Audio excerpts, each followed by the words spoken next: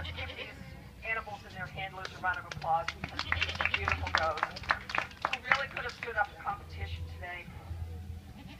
Each of them in their own turn represents their breed really, really well.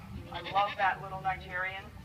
She's just so level and dairy, correct feet and legs, and great barrel and spring of rib.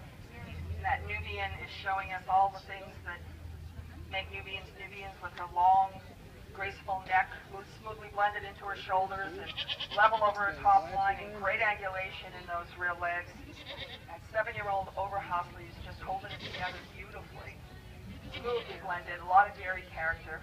As does Hagenberg standing behind her. Again, a lot of dairy character.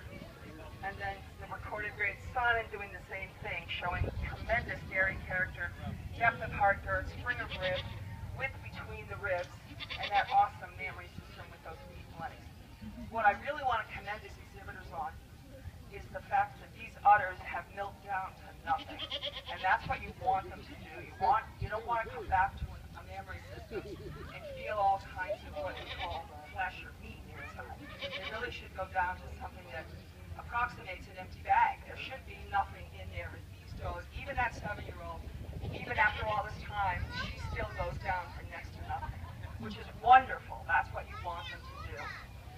But I think today the doe that most closely approximates the it never existed, ever still doesn't, perfect goat that we look for with the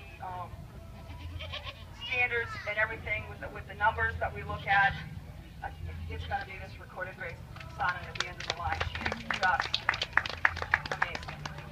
Truly amazing. She's very proud.